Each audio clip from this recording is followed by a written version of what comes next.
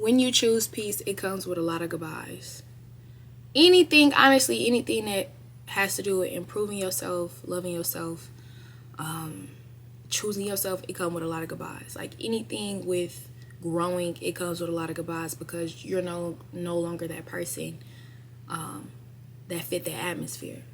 You know what I'm saying? And again, what's for you is for you. What's not for you is not for you. So certain people could be for you for the moment. Certain people can be for you for a lifetime. And certain people could be for you for that day or that, whatever you're going through, they're there for you. But outside of that, like, it's beneath you, or maybe it's above you and you're not there yet. Whatever it is, like, when you choose yourself, you're going to have to say goodbye to a lot of shit. You get me? Like, say you have a group of friends and y'all just used to like venting and talking about relationship shit and smoking all the time and being sad all the time and drinking all the time and trying to be outside all the time to mask over the pain. When you in that certain type of like lifestyle, you got that relationship with those people, certain people change, certain people don't change, and there's people you changed before. You know what I'm saying? So, and there's people that changed before you. So, some people, at the end of the day, changing is from choice. So some people are not willing to change at all. Some people, you're going to change before them. Some people are going to change before you. You know what I'm saying? It's all really a choice, and there's going to be situations where some people are not willing to change, and you want better for yourself. You don't want to drink and smoke your life away. You get me? So you're going to have to say goodbye to these people. You're going to have to walk away from these people that you love so much because you've outgrown them. You get me? And it's important to change your scenery and reevaluate everybody in your life when you are growing. And you got to ask yourself, do this fit who I want to be? If I want to be sober, does hanging around people who are drunk or high every single day, is this fit for who I want to be? If it is, if it's not, that's on you. That's for you to decide. You get me? But know that it's going to come with a lot more goodbyes than you want and then you like and then you expect. Last year, 2024, was the most self-improved adventure or experience I ever went through. I lost, not like literally, more like figuratively.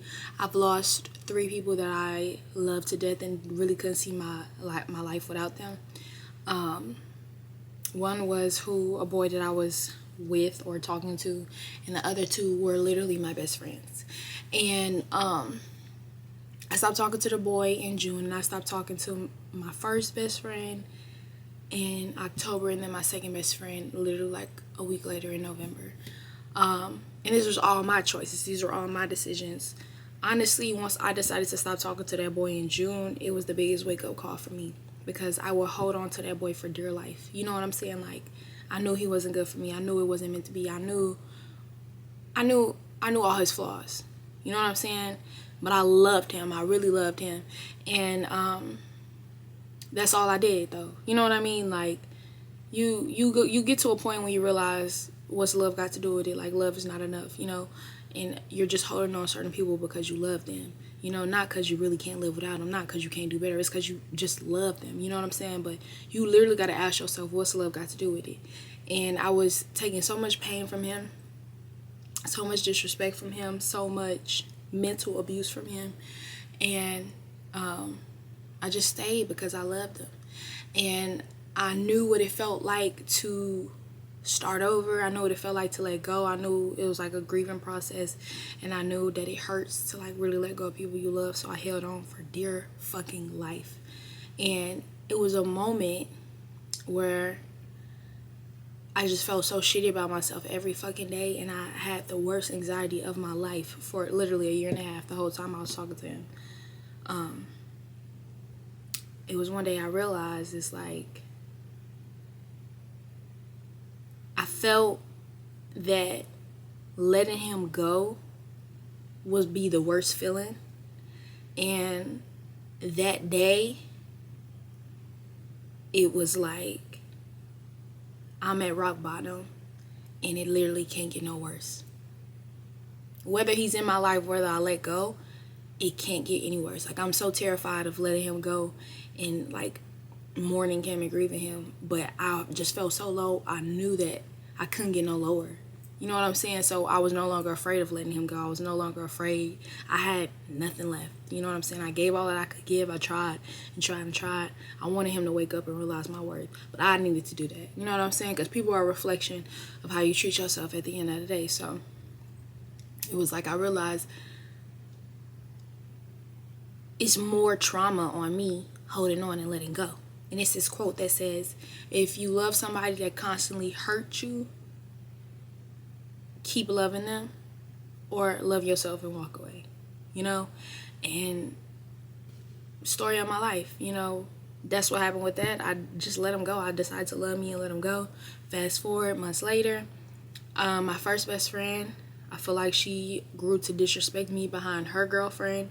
I did nothing to them. You know what I'm saying? So the disrespect was very hurtful and random for me. But it's like, if I could let go of somebody who I thought I couldn't live my life without, I could let go of anybody. So it was like, once I just realized the disrespect, like in a consistent manner, I said, I'm done. She had like 2 instances of like energy, and instance after that, I'm done. Next week later, same thing with him, moving different behind his girlfriend. I don't need that. I don't deserve that. I'm a great human being. I'm a great partner, and I'm a great friend. And if you don't treat me like I treat me, you don't deserve to be in my life. So,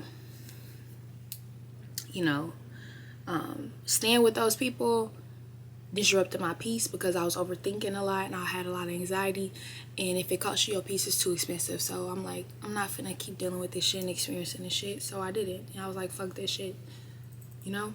And it came with a lot of goodbyes, and it's not fun, and it's not the easiest thing off rip, but it's far from the hardest.